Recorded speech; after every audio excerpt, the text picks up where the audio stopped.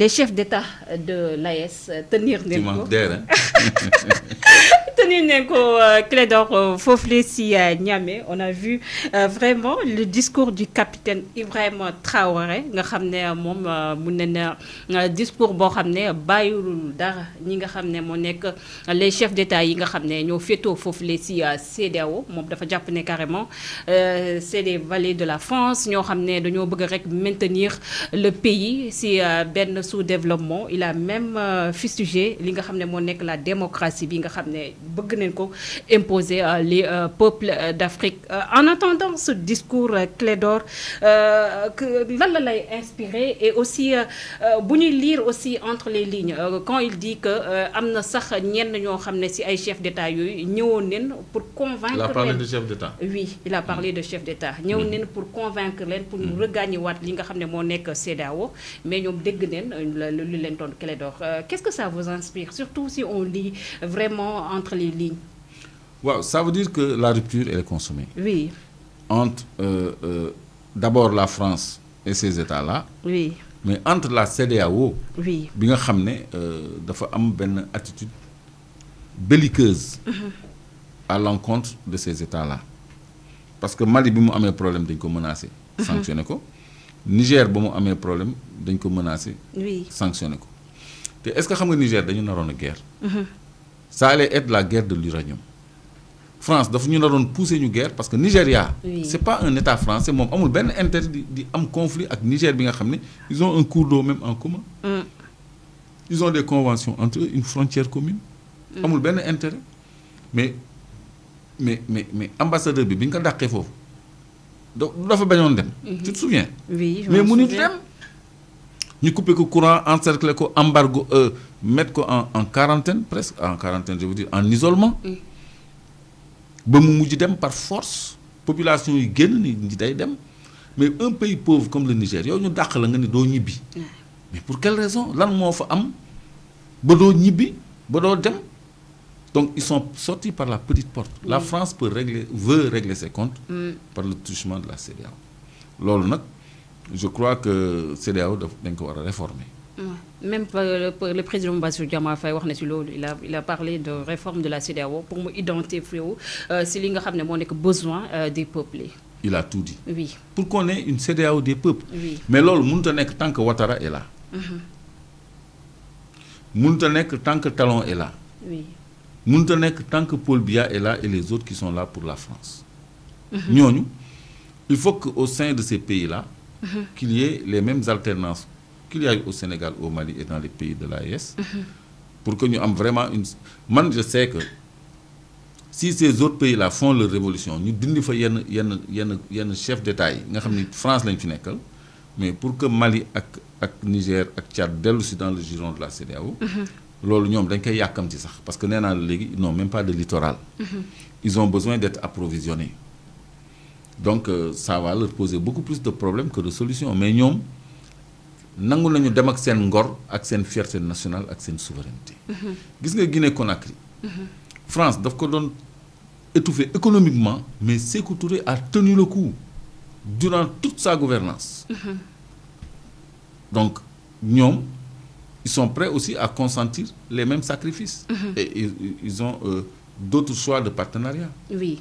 Clédor, vous avez parler tantôt de conséquences. Si toutefois cette rupture yi nga xamné annoncé nañ ko entre la CEDEAO ak ñi nga xamné mo nek les États de l'AES acté nañ ko dina am conséquence si les deux côtés mun nañ ko waxé noonu parce que déjà si Mali bu génnee Burkina ak Niger vraiment dina am aussi ben impact si walum CEDEAO mais l'AES aussi Clédor ban impact aussi la wara am parce que bu ñu amee peut-être li nga xam ne moo nekk cette force militaire pour ne pas dire fukk bi aussi mun nañu wax aussi AES benn ko kii vite le Clédor.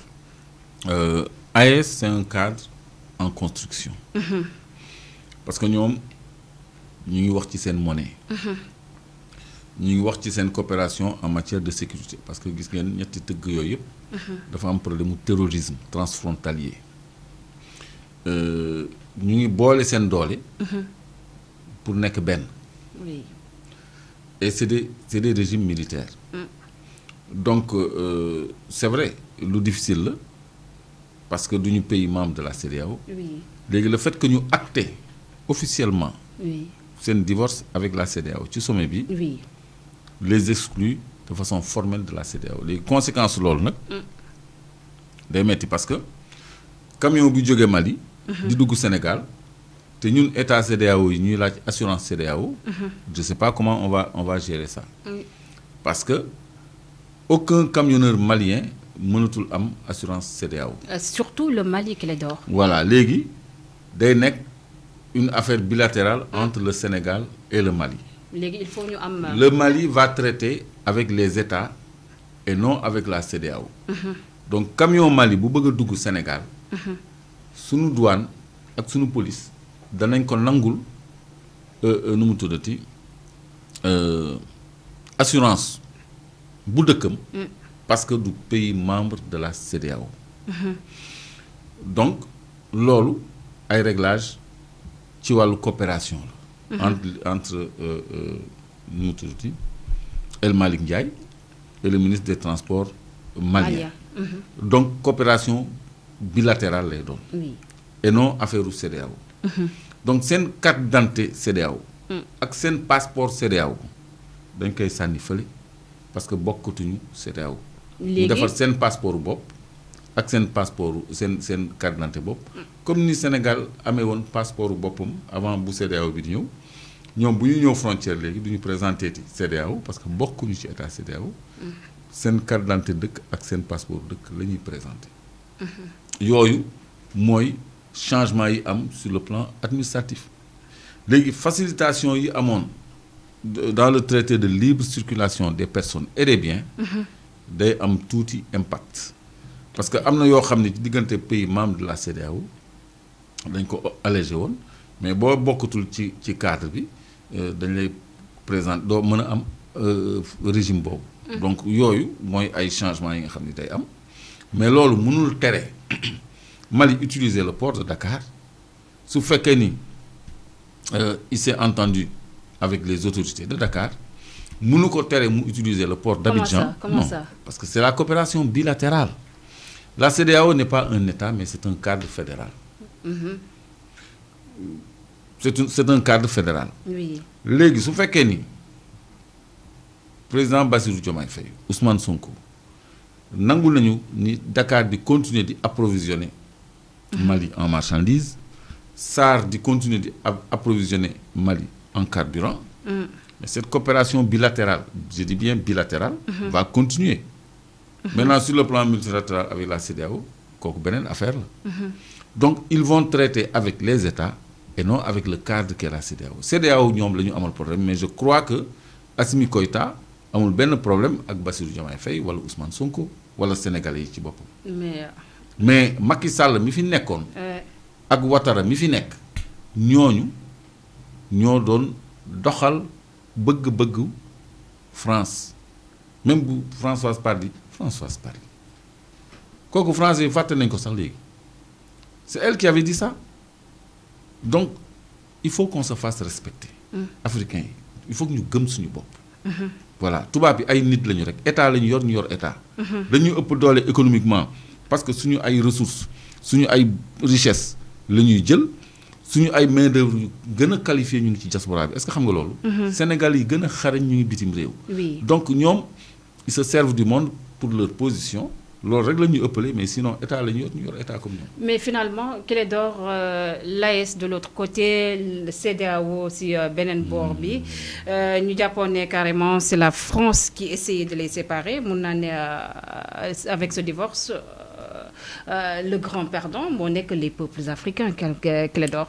L'intégration africaine en subit un grand coup. C'est sûr. La CEDEAO en subit un grand coup. La CEDEAO moins 3 pays est moins viable qu'avec la CEDEAO dans son entièreté. Parce que intégration lu ci wàññeeku rek day tudd désintégration. C'est sûr. Donc intégration moo ko gën léegi nag il faut pas que sur le plan diplomatique qu'on se décourage. Mais il faut qu'on parle à nos frères pour leur dire que le fruit n'est pas encore mûr. Parce qu'il y a des Ouattara par-ci, il y a des talons par-là, il y a le Nigeria qui se fait manipuler par... Mais ça va être compliqué. Très compliqué. Parce que le Nigeria, quoi. Parce que ce pas des francophones. Pourquoi ils coupent le courant au Niger malgré un contrat signé entre les deux États? Parce que la France a été malmenée, son uranium menacé, son approvisionnement en électricité menacé. Mais quand même, ça ne se fait pas entre Africains. Moi, pour les ramener, mais c'est difficile. Moi, je le doigt sur la profondeur de la déchirure. Ce sont ces choses-là qui sont passées entre les États du Sahel et les États de la CEDEAO. C'est vrai. C'est de la trahison. Hein? On les a trahis. On a trahi qui? Les États du Sahel. Qui les a trahis? On a trahi le Mali en faisant un embargo. Ça viole le traité de libre circulation des personnes et des biens. Oui. Le Nigeria a trahi le Niger en lui coupant le courant. Oui. Et la CEDEAO a trahi le Niger en menaçant de l'envahir militairement. Nous étions cet Antonov-là qui les avait devancés là-bas sur le terrain. Ils seraient rentrés. Et ça allait créer un conflit. Pour les beaux yeux de la France, pour l'uranium de la France. Quand même. Mais eux, ils comprennent ça, ces dirigeants-là. Mais nous, nos opinions doivent être informées. C'est très simple d'être superficiel, de dire État du Sahel, CEDEAO, non, le problème, le problème, c'est genèse, nous devons appréhender. Oui. Il faut se mettre, j'ai essayé de mettre ce qui nous regarde à la place des décideurs des États du Sahel. Et même pas au niveau des peuples des États de l'Alliance du Sahel, mais des décideurs. Au Niger, un pays frère, nous coupé ce courant, et un accord. Parce que si tu as un barrage qui fleuve, tu as encore. Nous négocier avec eux, nangul ko lolu. Te fleuve bi sa territoire la nek yow. Am nga droit def barrage ci sa territoire. Ko ken mënu ko téré ken. Nga ni OK, lim la wax deug la. Donc tu laisses tomber ton barrage, tu prends directement une ligne du Nigeria. Conflit am ak France. Yow amo conflit ak Nigeria, Nigeria a coupé le courant. Comment on peut convaincre ces gens-là de revenir travailler à côté du Nigeria, à côté du Sénégal? Parce que le Sénégal, Macky Sall lañ koy xolé parce que mo fi jité won embargo bi. Mo nekkoon président en exercice de la CEDEAO quand se passaient ces choses-là. Lol aussi buñ ko faté, nous avions la présidence de la CEDEAO à l'époque. Mais c'est compliqué. Mais Clédor, c'est très compliqué, surtout pour le Sénégal et la Côte d'Ivoire aussi. Mais il fait tard. Hein? Il fait tard. Mais Clédor, pour terminer avec cette question, le Maroc aussi, côté bi, mu ngi tok di góol